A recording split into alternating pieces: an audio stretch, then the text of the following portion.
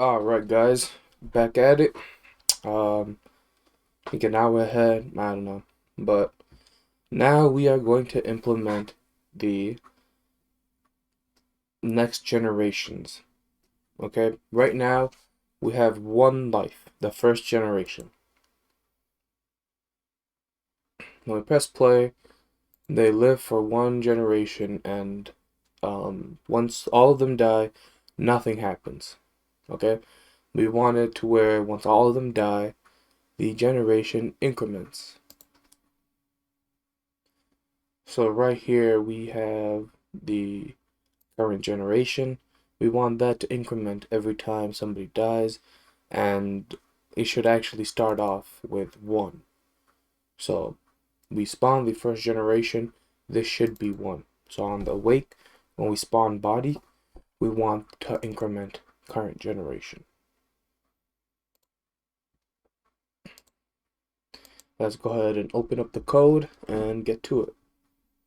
So we'll X out of the food manager, and we'll open up the NeuroEvolution manager. Excuse me.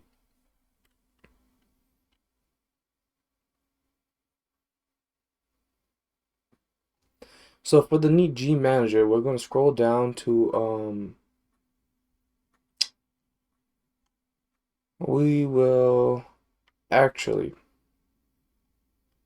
we should be in the update right here. Right? Starting off, we're going to change this to a, I'm going to get rid of that. I'm just going to change this to a fixed update. Now that we're in a fixed update, we have to find a way to keep track of the current alive fish. Similar to how we kept track of the current alive food, we're going to try to do the same thing for the fish.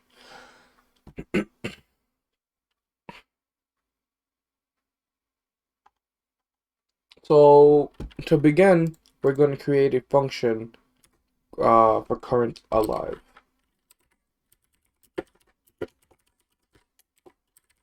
And just like in one of the previous videos, this is the function that gets the how many have been alive,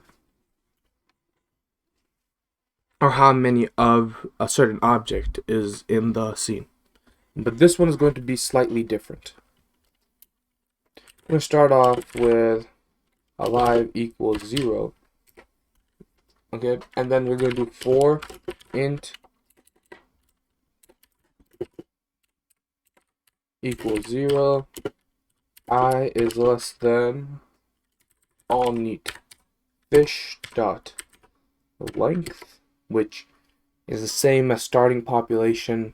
It doesn't really matter. And then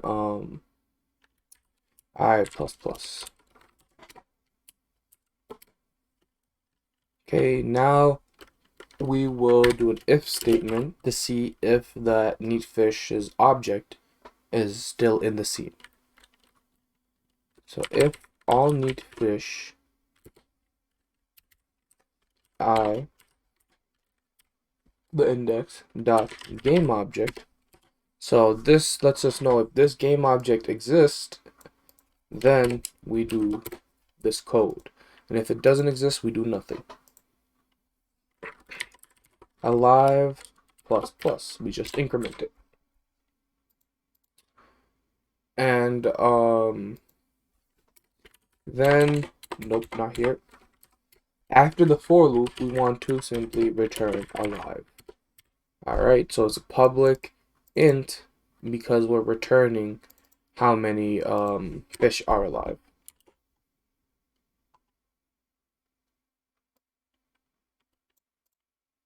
Yep. So we'll toss that in here.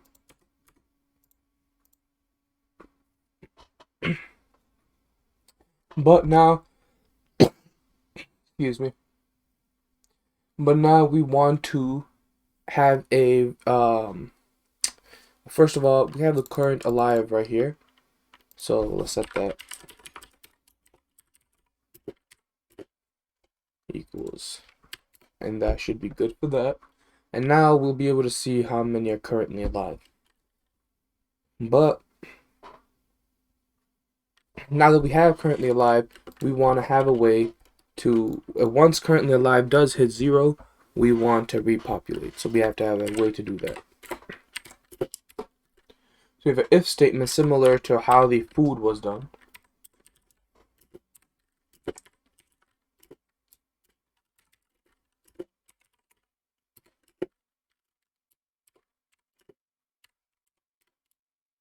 Right?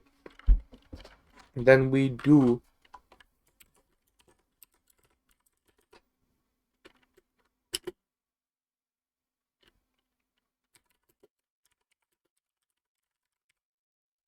we just get everything ready for the next generation in a function called repopulate. So to start off, we do repopping equals true, because we're going to be repopulating here. And then after that, we do repopping equals false. Alright? And then we're going to write a function for the repopulation. So we have current alive right here, which I want this to stay up with a fixed update, and I want the repopulation function to come between the current alive function and the starting networks function.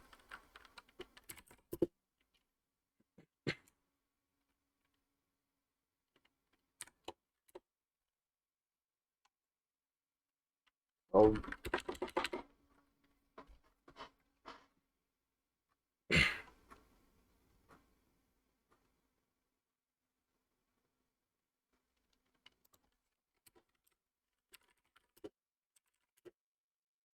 So we're gonna start. This function is gonna be a private void because we're only gonna only the genetic manager will call repopulate, and we're gonna call it repopulate, and that matches my reference. That's important. So good, good, good. Now we will add the code to it.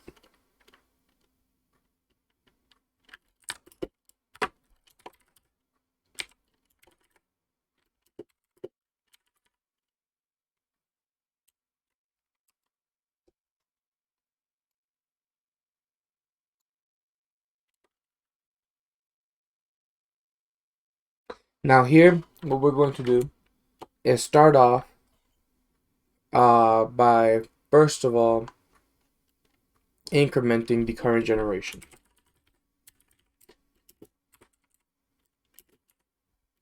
Alright, so we want to make the current generation go up right when we repopulate, but also in the start function we want to make the current generation go up right when the spawn body happens. Realistically, whenever you spawn body, you want to make the current generation go up. So if you guys want to put that in the spawn body function, that's completely fair. But I'm going to keep it out of it, so because I know where they are.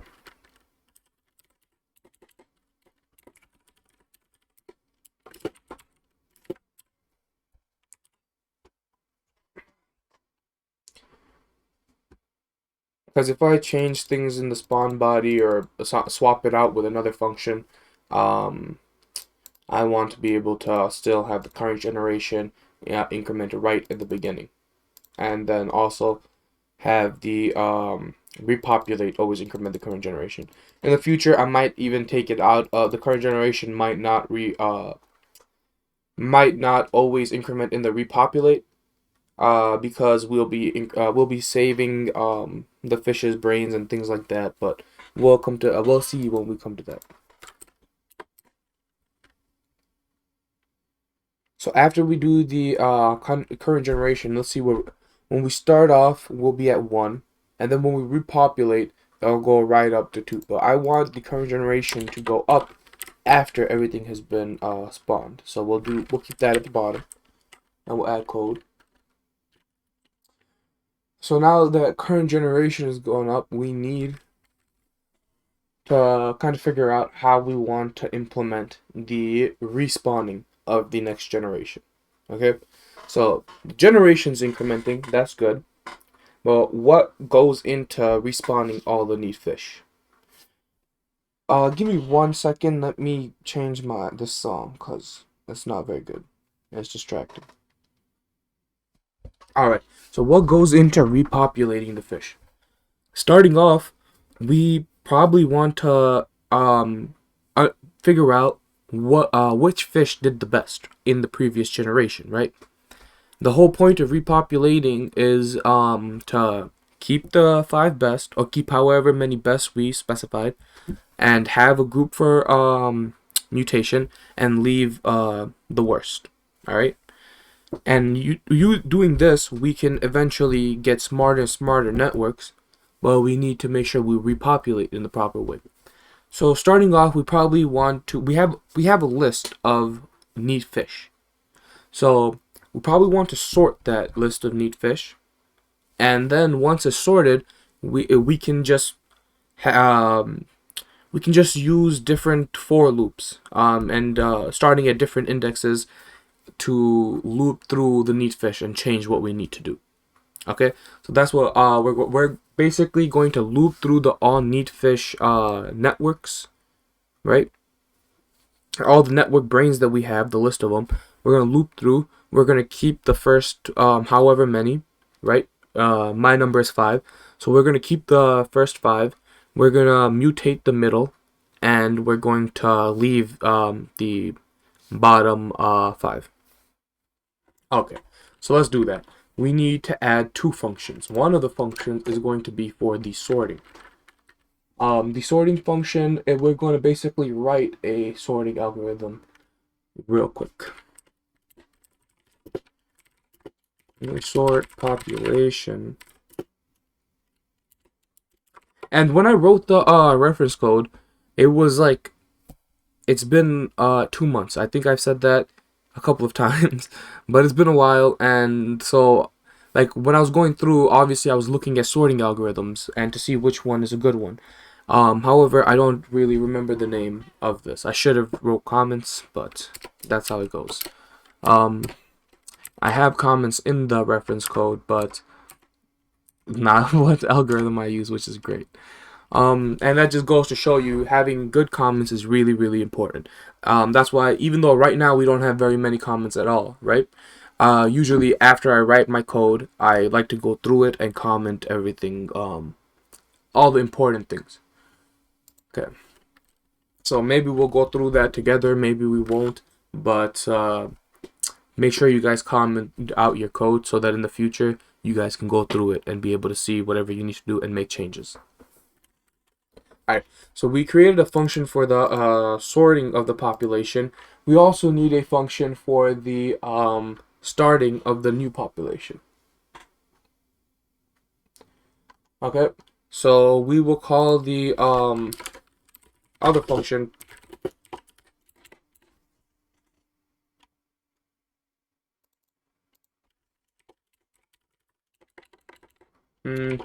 set new network brains.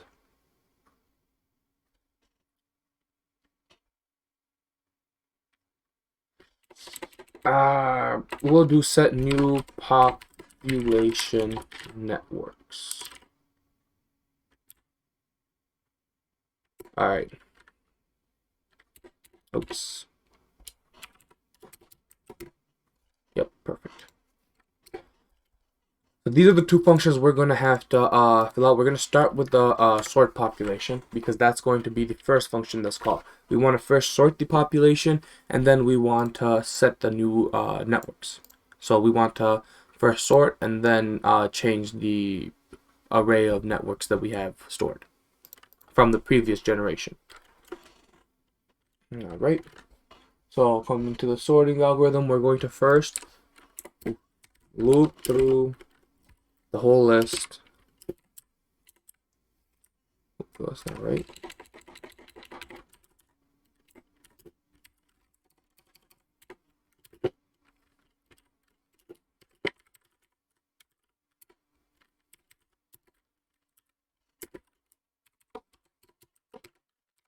Then we're going to do another loop. But this loop is going to start at I. Okay? So when I is 0, this loop is going to start from 0. When I is 2, this loop will start from 2. Okay? And go onward. Well, J is less than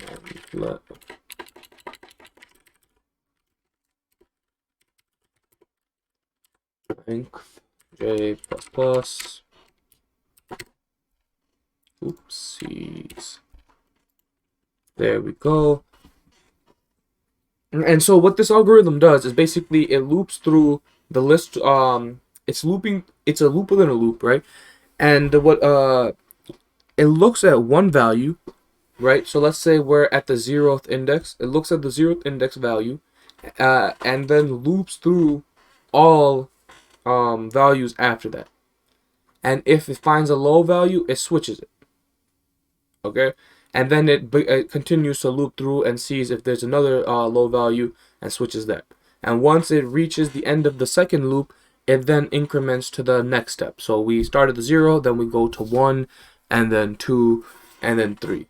Okay, so I don't know if it's easier to draw these things, but my pen for my tablet isn't working, so I haven't been able to draw during this code along, which I was really hoping to draw, and hopefully for the tutorial I will be able to buy a new pen. But that's no problem. You guys will see through the code what's going on anyways, and sorting algorithms are kind of, if you guys don't know sorting algorithms, it's something you guys should Google. You know what I mean? There's a lot of information on sorting algorithms. There's way more information on sorting algorithms than there is on NEAT, so I'm sure you guys will be fine. Cause if you guys are good enough to search for this, you guys will be good enough to search for that, I'm sure.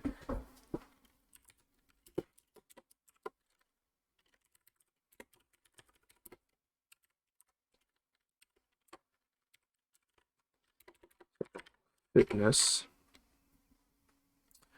So now we are because what we need to do in this sorting algorithm is compare the fitnesses, right? So we're looking at, the 0th index value should be fitness, and that's what it is right here. We don't need to store the fitness in an array because we technically already are storing it in an array because we're storing it within an object that's within the array. So we don't need like a third array or something like that. Is less than meet networks j dot fitness. And so if this is true, if the ith fitness is less than the jth fitness, which is like the next values, then we switch them, we swap them. Okay, so if like the 0th index is value 5 and the 5th index is value 6, we leave that alone. And then if our 7th index is 4, we switch 4 and 5. Okay, and then now we have 4, and we're still at the 7th index. And if our 8th index is 2, we switch 2 and 4. All right, and that way we get the smallest value in the 0th index, and then we continue that that whole thing through every single step. I hope this makes sense. Sorting algorithms they're like simple to code, they're harder to explain, just because all this index talk and like the value that is stored in the index and things like that. It's easier to draw it out. So hopefully I will be getting the pen soon. So what we're going to do when we have this, if we're going to do a swap, we need a temporary object. Oh, we need a placeholder, which is the same reason why you guys know why we need a placeholder. Come on. I'll show you guys though.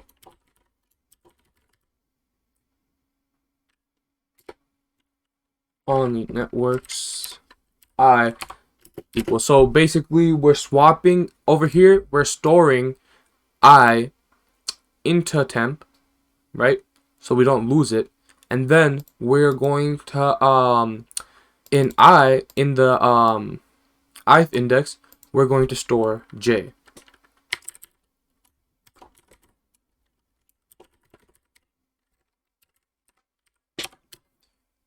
All right.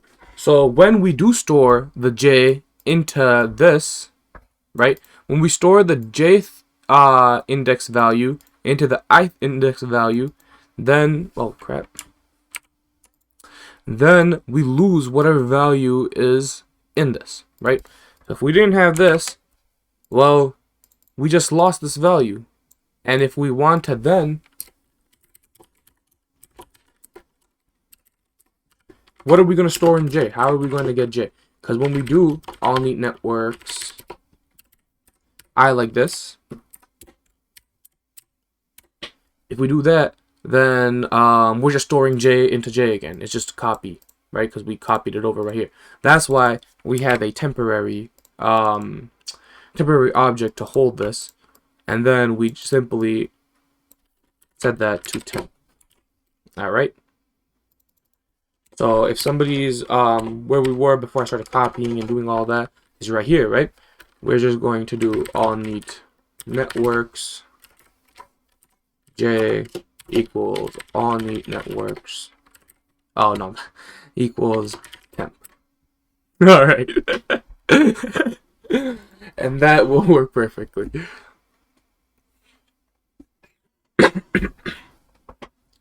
So now our brain network is sorted.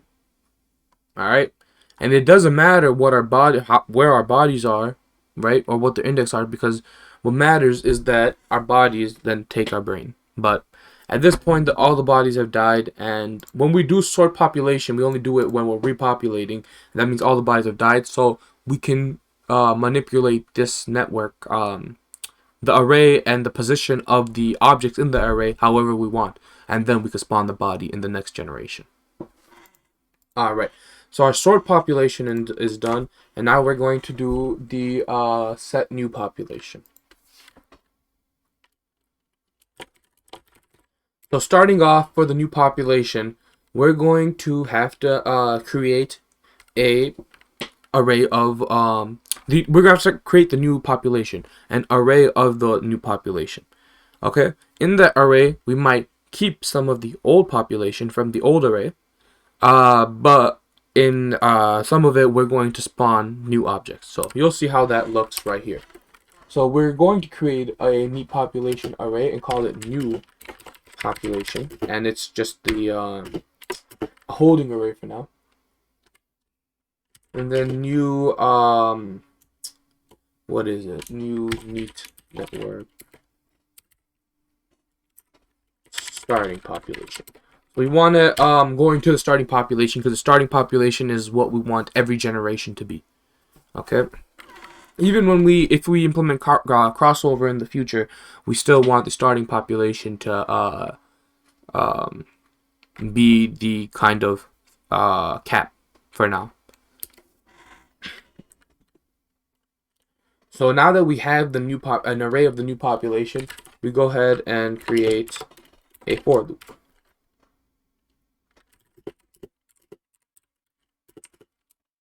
Going to starting population. But this array is going to be modified. Let me write it, and then I'll explain to you how this for loop, what we do to it. Okay, so this for loop we have written is going to starting population, right? But what we want to do is save all of the population except for the leave worst population. So we want to save all of the population but leave the worst. Okay, so what we're going to do is have this for loop only go up to starting population minus leave worst. Okay, so it'll only go up to, like, if our leave worst is 5 and our starting population is 20, it will only go up to 15. Okay, and so that's our for loop right here for this. And now we do new population I equals all neat networks I. So these are all of the populations we want to keep, right? So we're going to keep best means that the 5 best are not going to be mutated and they're going to be saved. Okay? But the ones that are going to be mutated in the middle, the 10, so if we have 5 of the keep best, 5 of the leave worst, and us 20 population, we have 10 agents in the middle that are there just to be mutated. Okay, so the keep best agents don't get mutated, the middle agents get mutated, and the leave worst agents simply, their whole network just gets forgotten, and we create a new network for them. So this copies over the networks. Then now we're going to write another for loop, and this is the one to create new networks, okay, for the leave worst group. And this one, I'm going to write the normal for loop first, and then I'm going to show you guys how it is changed.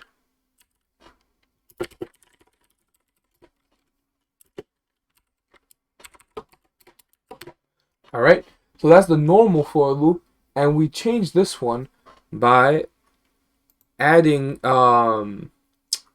this bit, right, the starting population minus leave worst for the starting point. Alright, so we can copy, you guys can just copy that over.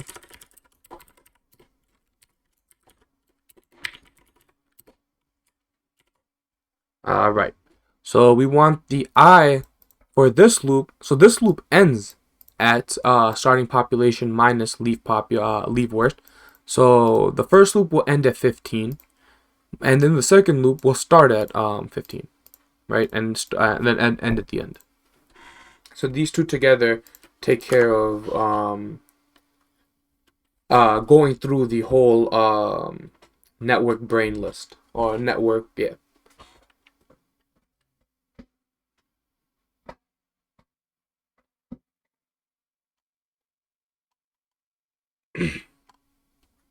So now within this for loop, we simply create the new population. New population I equals new neat network, input nodes, output nodes, and hidden nodes. And yeah,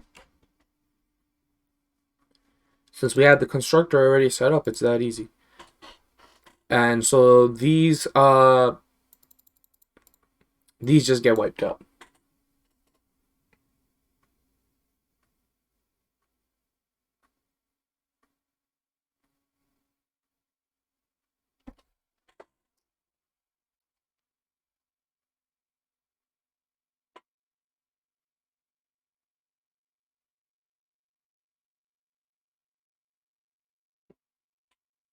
All right, so now we're going to be moving on. Now that the new population is created, we're going to move on.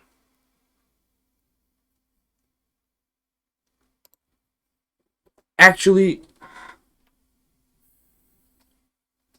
we still have to set the new population, right? The new population, we have it created within this, but we still haven't set it anywhere.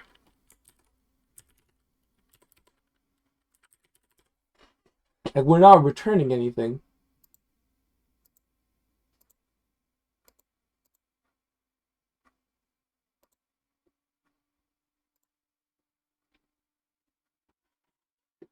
So what we have to do here is set the all neat networks equal to new population. Okay, so when we set new population, we keep all of these, we leave these, and then we set all neat networks equal to the new population. All right, and now our all neat networks array is set for the next generations.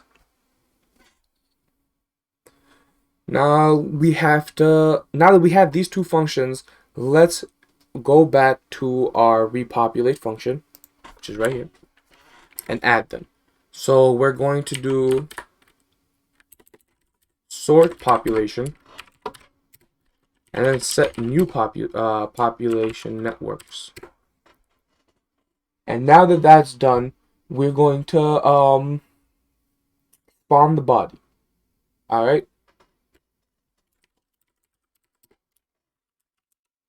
And that's our repopulation, basically. So we store the population, we get the new networks, and we spawn the body. Since we do not have mutation yet, we don't have any way. We don't actually learn yet. Okay, we are going to get. We're going to get there. We're going to get there. But right now, at least we have generations incrementing and new bodies spawning. So, and now that this is done, we still have one problem, and that is that our food will not be respawning every generation. So this is our repopping, and in a repopping, we haven't specified anywhere to destroy the food so that it can repop. So the food also can repop. So let's do that right here before we spawn the body. We're going to do game object dot get component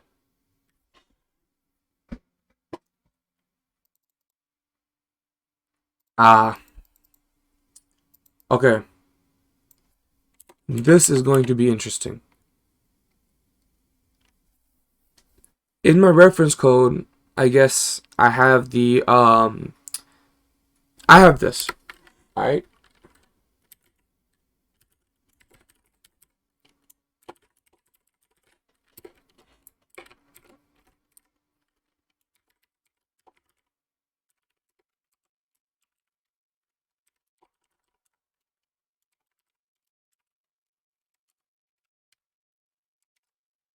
And this means that the food manager should be attached to the same object that my genetic manager is attached to. Because we're attached to. Because we are referencing the game object that the genetic manager is attached to. Oh my god. Whew. We are referencing the game object that the genetic manager is attached to. And we're doing a get component to find the food manager that's attached to it, and then we're calling the destroy food function that we created on there. However, we don't have that. We have two separate objects. So one option is for me to change that, right? One option would be for me to go and delete that object and add the food manager to the genetic manager object, right? So delete the food manager object and add the script to the genetic manager object. Or I can do what I do in the food and find the object. Alright? So I believe I'm going to do the find object instead. And for that, I have to look at where I have that bit of code. Sorry, my voice is getting coarse or whatever. I need to try to... I'm going to try to get some water real quick. Excuse me.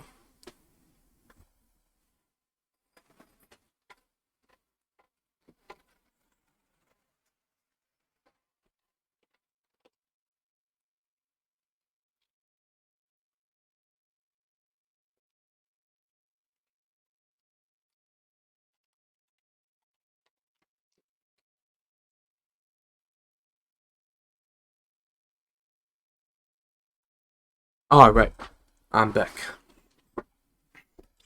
Sorry about that. Okay, that's so much better. So, where was I? Oh no. This is not going to work the way we have it. Alright? But it's an easy fix because we can just find the game object in the scene, which we do already.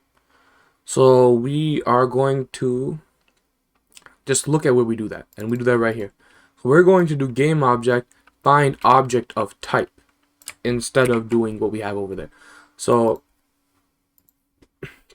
we're going to do game object. Oh, I hope that's right. Yeah. Game object dot find object of type. And that auto completed for me. So find object of type food manager, and then we call it destroy food. Simple fix, simple change. Yeah, we could have done it either way. That doesn't really matter as much. I actually like this a little bit better because we have the two objects separated. So works out. Now let's go see what errors we have, because we're going to have a couple.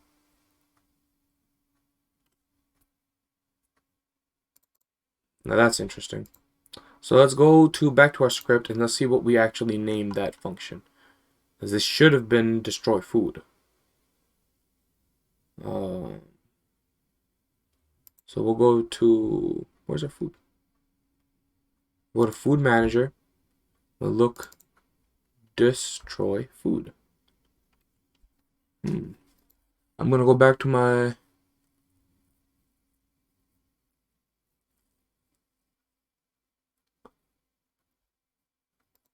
why isn't that being called? Copy that. Really? This story every time. That's like my biggest error. Every time I try to type destroy, it turns into destroy. Oh my god. Alright. Now that that's done, let's see what's next. Ooh, nice. Not bad. Alright.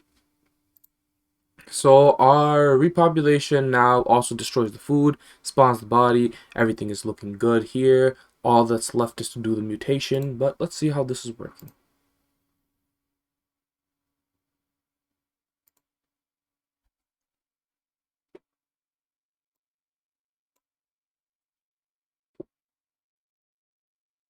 Got one guy who got lucky.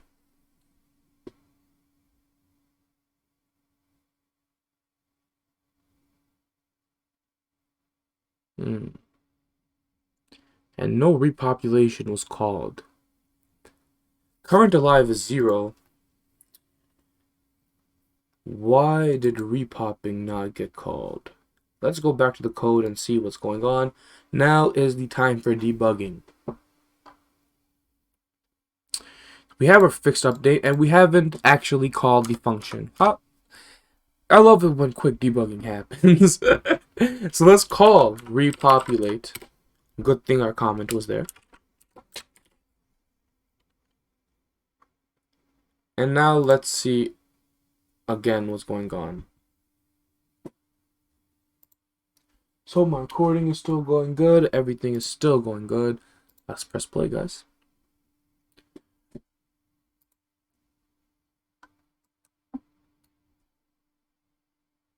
Nobody is escaping the box. That's good. Man, this is... I really do like the way they move the fishes. And repopping still wasn't called. Why? So interesting. Let's go back. The repopulate function is now being called, which should do all of this, right? So if a repopping equals false and current alive is less than or equal to 0. Let's see how our current alive is changing. Man, I was hoping it was some quick debugging. Yeah, current alive does go down. So when it hits 0 and repopping equals false, we should be getting the call to repopulate. So we're in repopulate. Let's go ahead and create a debug.log.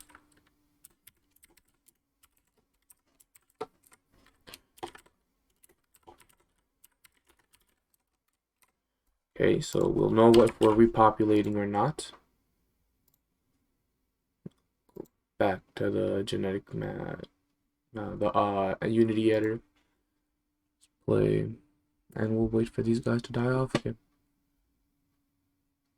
I'm actually going to change the energy down so that they die quicker, so it's easier to see if they're living or if generations are incrementing.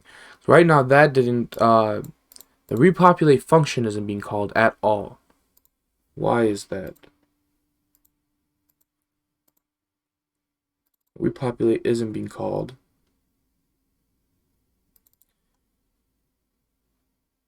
it starts off to be false. So it's it has to be equals false. Please make sure you guys see that. I made an error. It's equals false. What I had is equals, should be equals false. No errors were given. So it's going to be a tough one if you guys just followed along. Apologies for that. Again, the error is equals false. So I don't know. I hope that's it. My viewport changed because of that. Well, anyways, it's going to be fine because they all should still die. And I believe, yes, repopulate was called, and the next population joined, and now they're inside the box because I fixed the viewport. Awesome. So that's working great. I can't believe the equals got me, but what can you do? That's the whole life of a programmer. You have to be debugging, right? But yeah. So the repopulation is done, and we're getting new generations. Currently, we are on the second generation. Once this guy dies, we should be on the third, which is correct. So let's see what happens. Seems he got real lucky and got a good amount of food. Let's make sure there's... Okay, perfect, good. And the food is also repopping, I believe. So the generation went up, perfect. And then the food also repopped once everybody changed. Let's make. I was looking at the generation, so I want to see it one more time. Make sure the food is actually changing. He got lucky.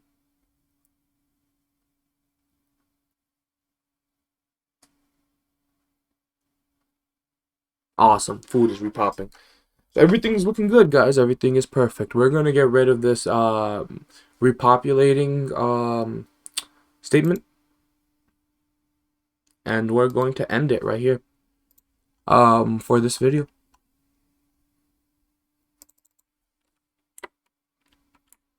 Save that. Everything's looking good. Alright, guys. See you guys in the next one.